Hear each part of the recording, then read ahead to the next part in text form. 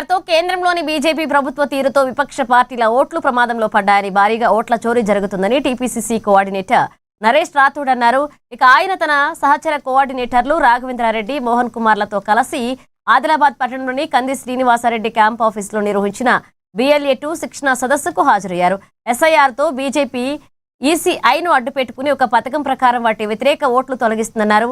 ECI నియామక ప్రక్రియలో 2023లో కేంద్రం చేసిన కొత్త చట్టం ప్రకారం త్రిసభ్య కమిటీలో ప్రధాని మంత్రి, లోక్సభ ప్రతిపక్ష నేతతో పాటుగా 3 వ్యక్తిగా ఉన్న CJIను తొలగించి ప్రధాని నామినేటెడ్ చేయబడిన కేంద్ర మంత్రిని ఆ స్థానంలో భర్తీ చేయడంతో ఈసీఐ పారదర్శకతపై ప్రజల్లో అనుమానాలు కలుగుతున్నాయన్నారు. అందుకే మన జాగ్రత్తలో మనముండాలని, మన ఓటును కోల్పోకుండా మ్యాపింగ్ చేసుకోవాలన్నారు. పార్టీ పటిష్టతలో పార్టీ ఓట్లు గల్లంత కాకుండా కాపాడడంలో BLA-2 పాత్ర చాలా కీలకమన్నారు. కేంద్రం కుట్రపూరితంగా వ్యవహరిస్తూ బీజేపీ వ్యతిరేక ఓట్లు తొలగిస్తుందని అసెంబ్లీ నియోజకవర్గ ఇన్ఛార్జ్ కంది శ్రీనివాసరెడ్డి సతీమణి, సభాధ్యక్షురాలు కంది మౌనా శ్రీనివాసరెడ్డి విమర్శించారు. ఇక పశ్చిమ బెంగాల్లో 91 లక్షల ఓట్లు, తమిళనాడులో 74 లక్షల ఓట్లు తొలగించిందన్నారు.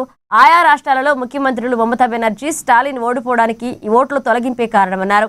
మనమంతా కలిసికట్టుగా ఈ ఓట్ల చోరీని అడ్డుకోవాలన్నారు. ఇక ఎన్నికలేవైనా కాంగ్రెస్ పార్టీని గెలిపించేందుకు కృషి చేయాలని పిలుపునిచ్చారు.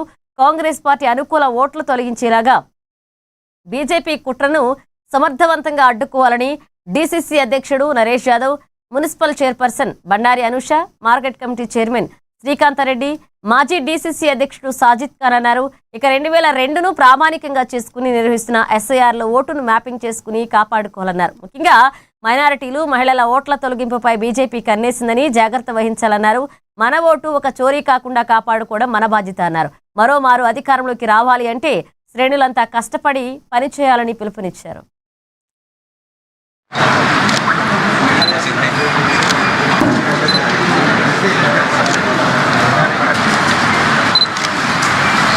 మరి అసెంబ్లీ స్థాయిలో ఈఆర్ఓ లేకుంటే ఏఈఆర్ఓ ఓటర్ వివరాల ధృవీకరించడం సాయం చేయాలి. అంటే 18 ఇదే మీ దగ్గరికి బిఏ కరెక్ట్ ఉన్నాయా లేదా, మీ డీటెయిల్స్ కరెక్ట్ ఉన్నాయా లేదా, అదొక్కసారి మీరు ఆ ఓటర్కి, సో దీంట్లో రిలేటివ్స్ నేమ్ ఉంటుంది.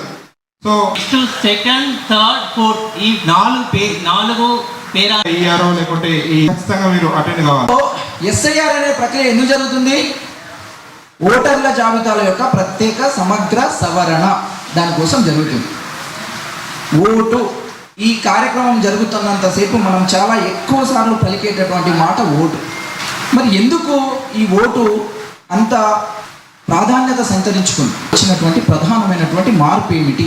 ఈ దేశంలో మన పాలకుడిని ఎవరైతే మనల్ని ఎన్నుకోవాలనో, ఎవరు ఎన్నుకోవాలో మనల్ని డిసైడ్ చేసేటటువంటి అధికారం ప్రజలకు ఇవ్వబడింది, అదే ఓటు. ఆ ఓటు ఈరోజు ప్రమాదంలో ఉంది. కాబట్టి ఈ ఎస్ఐఆర్ అనేటటువంటి ప్రక్రియ మీద మనము ఇంత సీరియస్గా మాట్లాడుకోవడానికి అవకాశం కలిగింది, అవసరం కూడా ఉంది. అటువంటి అంతటి ప్రాధాన్యత కలిగినటువంటి ఈ ఓటుని ఈరోజు చోరీ చేసేటటువంటి ప్రయత్నం జరుగుతూ ఉంది. పార్టీ నిర్మాణం ఉంటుంది, అక్కడ కేంద్ర ఎన్నికల సంఘం ఉన్నట్టుగానే మన KCC ఉంటుంది. మన యొక్క బూత్లో మన పార్టీ తరఫున BLA అయినటువంటి మీరు పనిచేస్తారు.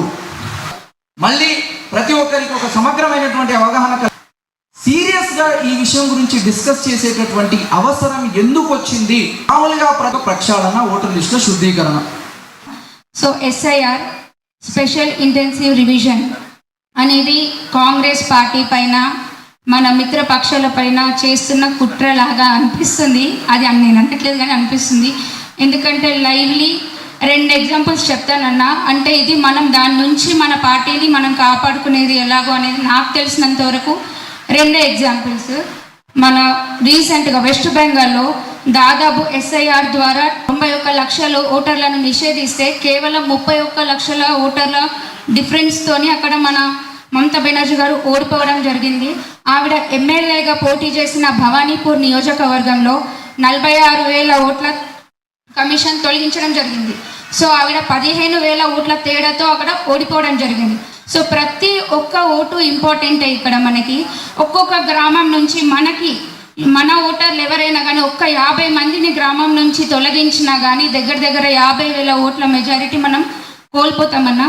కాబట్టి ప్రతి ఒక్కరం door to door, house to house అందరం క్యాంపెయిన్ చేయాలి. ఎవరైనా కానీ డబుల్ లిస్టెడ్ కాకుండా చూడాలి, ఉన్న వాళ్ళని లిస్టులో నుంచి తొలగిపోకుండా చూడాలి. అంత పెద్ద బాధ్యత ఇప్పుడు కాంగ్రెస్ పార్టీ మనందరి పైన పెట్టింది.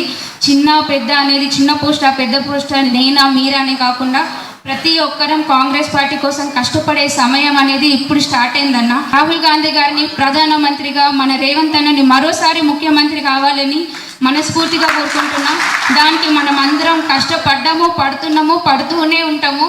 కాబట్టి మనం ఇలాగే కష్టపడుతూ ఉండాలి. మనం అందరం పోస్ట్లో ఉన్నామా లేదా అనేది కాదన్న, కాంగ్రెస్ పార్టీ జెండా వేసుకున్నామా అనేది ముఖ్యం. 3 రంగుల జెండాను వేసుకుంటున్నాం. మనం ఏ పక్షపాతం లేకుండా మనం ఈ పార్టీని ముందరికి జరుపుతున్నాం. ఎలాంటి రిలీజియస్ డిఫరెన్సెస్ లేకుండా అందరం భారతదేశం అంటే ఐకమత్యంతో ఉంటుంది. అంటే ఏ పార్టీ అని ప్రూవ్ చూపించాలంటే కాంగ్రెస్ పార్టీ అని చెప్పొచ్చు మనం. రేవంత్ అన్న గారు సీఎం ఉన్నారంటే ఈరోజు మీ అందరు కాంగ్రెస్ పార్టీ కుటుంబ సభ్యులు, కాంగ్రెస్ పార్టీ కార్యకర్తలు, ముఖ్యంగా బూత్ లెవెల్ ఏజెంట్స్ కానీ బూత్ లెవెల్లో పనిచేసినటువంటి నాయకుల కష్టమే ఈరోజు కాంగ్రెస్ ప్రభుత్వం ఏర్పాటు చేసుకోగలరు. మరి రేపు రాబోయే రోజుల్లో మళ్ళీ మన కాంగ్రెస్ ప్రభుత్వం ఏర్పాటు కావాలంటే ముఖ్యంగా రేపు యావత్ ప్రజానికం కాంగ్రెస్ పార్టీ పక్షాన కాంగ్రెస్ పార్టీకి ఓటేయాలి. మరి కాంగ్రెస్ పార్టీకి ఓటేయాలంటే ముఖ్యంగా క్షేత్రస్థాయిలో బూత్ లెవెల్ ఇప్పుడు ఏదైతే బిఎల్ఏ ఎవరైతే నియామకం చేస్తున్నారో వాళ్ళే కీలకంగా రేపు వాళ్ళు వివరించాల్సినటువంటి ఆవశ్యకత ఉంది. ముఖ్యంగా మనం ఆలోచిస్తే ఒకసారి మనం కంటి ముందు మనం జరుగుతున్నటువంటి రాష్ట్రంలో కానీ కేంద్రంలో కొంత సందిగ్ధత ఉన్నది. మన కాంగ్రెస్ పార్టీ ఇంకా బలపడాలంటే, మళ్ళీ మన రేవంత్ గారే మళ్ళీ రావాలంటే ఇప్పటి నుండే మన పార్టీని బలోపేతం చేసుకోవాలని ఒక మంచి ఆలోచనతో ఏర్పరచుకున్న సభ ఇది. మనం